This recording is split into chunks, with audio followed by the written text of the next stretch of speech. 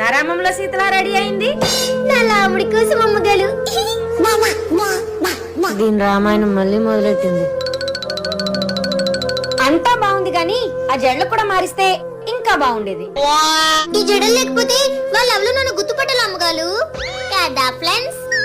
సరే గాని ఎప్పుడు రాముడు రాముడు రాముడు అంటావు. ఇంతకీ నీ రాముడు ఏం చేస్తుంటాడు, ఎక్కడుంటాడు, ఎలా ఉంటాడు? నా లాముడి కోసం చెప్పాలంటే మాటలు సెలిపోవు అమ్మగారు. అవునా, అంతా బాగుంటాడా? నల్లగా ఉంటాడా, తెల్లగా ఉంటాడా, పొట్టిగా ఉంటాడా, పొడుగ్గా ఉంటాడా, సన్నగా ఉంటాడా, లావుగా ఉంటాడా, అందంగా ఉంటాడా, మందంగా ఉంటాడా? అమ్మగారు ఈ ప్రశ్నలకు కాసేపు బ్రేక్ వేయండి. నా లాముడి కోసం చెప్పే కన్నా చూపిస్తే బాగుంటుంది. ఎలా చూపిస్తావే సీత? నీ రాముడేమో ఇక్కడికి వస్తున్నాడా ఏంటి?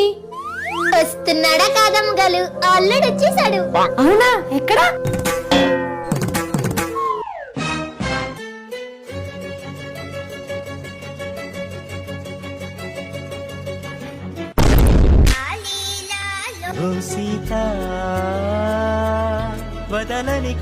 హనీ రోజంతా వెలుగులిడు నీడవుతా దారై నడిపెనే చేతి గీత చేయి విడువక సాగుతా ఒకరికొకరవుతామా.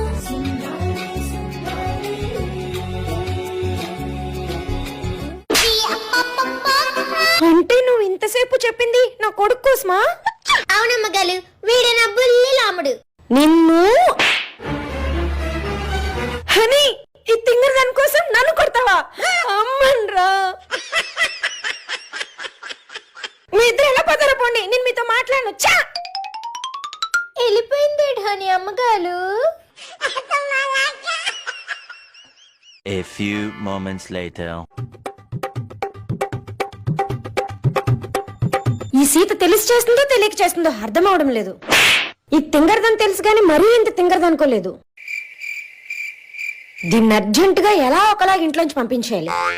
దీనికి పెళ్లి చేసి పంపించేస్తే తిక్క కుదరదు దీనికి. కానీ ఈ తింగరదాన్ని పెళ్లి చేసుకునేంత తింగరోడు ఎక్కడ దొరుకుతాడు?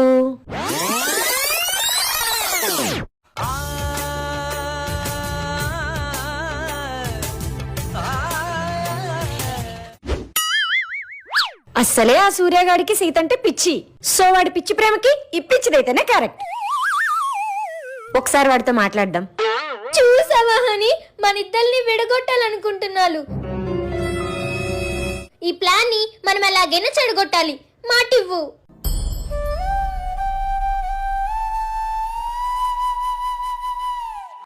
ప్రపంచమంతా కోరే రాముడేనువా, సీతేమో తోడు లేదుగా.